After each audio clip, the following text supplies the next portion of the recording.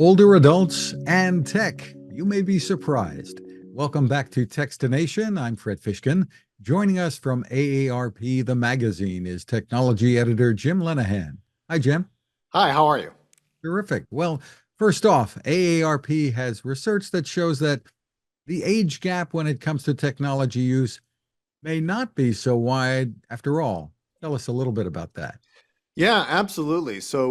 We publish our annual Tech Made Easy guide, AARP The Magazine, and what we're really finding as we do this reporting is that that whole idea of like the digital divide or digital natives and whatever non-natives, a lot of that's just going away. A lot of that's being erased.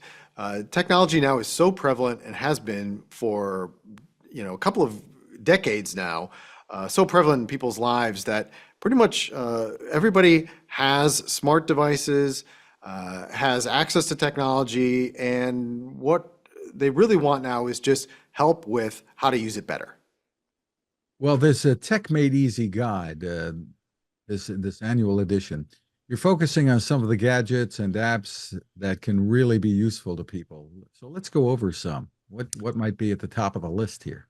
Sure. So one of the things that we find is really useful to older people is something like the smartwatch, right? So smartwatch just has amazing technology right there on your wrist.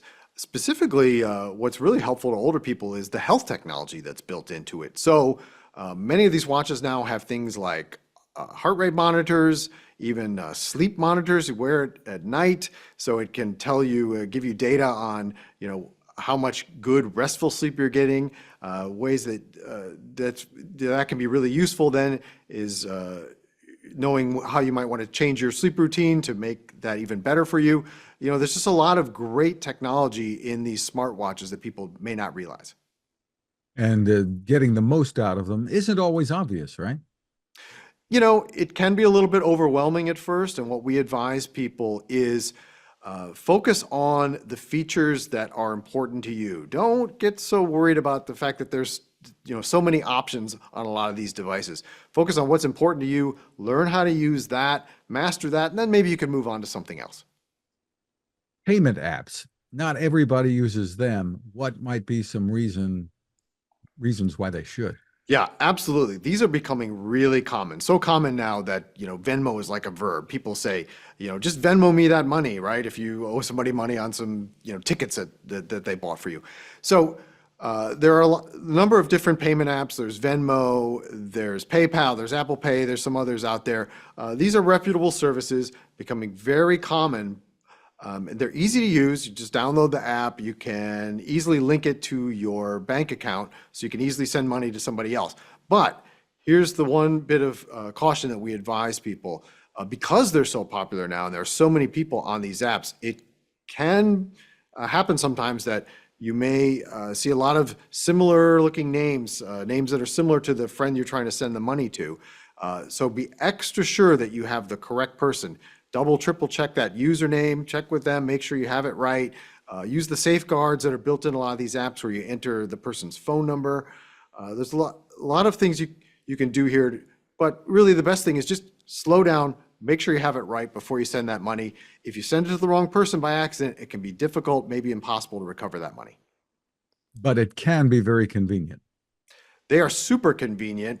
Like I said, so convenient that it's really becoming the norm now. People don't carry cash like they used to for a lot of different reasons. We're just becoming more of a cashless society. So this is really the way to make payments. I mean, I mentioned paying back your friends for something, but even things like a lot of service providers now, say the guy, landscaper at your house or that sort of thing. This is how they want payment now these days as well. So it really is something to really get used to and understand and be able to use with ease.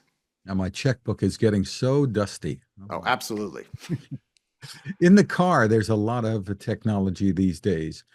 What can be most useful? Yeah, so the one that we found that's really useful is something called adaptive cruise control.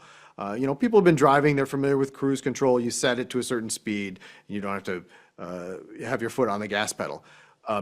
But when you run into little pockets of traffic, even out on the highway, you're constantly having to disengage it, re-engage it. It actually can become kind of stressful. With adaptive cruise control, it uses sensors on your car so that it understands the traffic around you, automatically slows you down, maintains a safe distance between other vehicles, automatically gets you back up to speed when that traffic clears.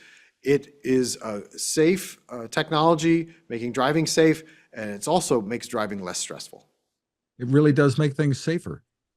A lot of these technologies now in cars, they make driving safer and can have real benefits to older people, keeping you behind the wheel longer. Adaptive cruise control is one, but there's also things like lane centering technology or drift detection, things like that. What we find though is for older drivers who've been driving for a long time, they're initially a little bit skeptical, right? I don't necessarily want this stuff, but what we encourage people is try it, get used to it. It really does have benefits. And the companies are even going further, the automakers, some of them like GM has Super Cruise, Ford has Blue Cruise, and of course Tesla has, and those let you take your hands off the wheel on certain roads. And of course, Tesla, if you have subscribed to that, their FSD, you can really go without pedals or having your hands on the wheel these days. So it's a new world. It's a new world, and we just encourage people, just with any of this technology, try it out, but really get familiar and get comfortable with it before you're using it on a regular basis.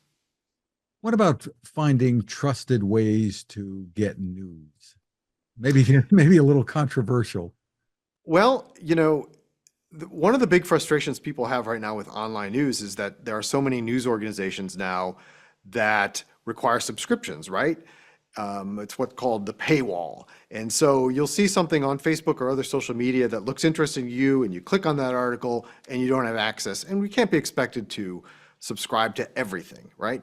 So one great resource people may not know about are these things called news aggregators. So a couple of them out there are Apple News or Google News. It's a single subscription, and it unlocks access to hundreds of reputable news sources. You can even personalize your feed to get what's most interesting to you. But it's a great way to get around that whole paywall frustration. Terrific. Jim, where can people go for more info? Because you guys do so much in the tech area. Yeah, absolutely. So you can read our Tech Made Easy guide in AARP The Magazine, the current issue. If you're a member of AARP, you get that sent to your home. But anybody can go to aarp.org/tech, and there you will find a wealth of content, articles, how-tos, videos, all kinds of things that are really geared toward helping you understand mainstream, prominent technology and make it fit better into your life. Terrific, and thanks for all the work there. Jim Lenahan, thanks for taking time with us. All right, thanks very much for having me.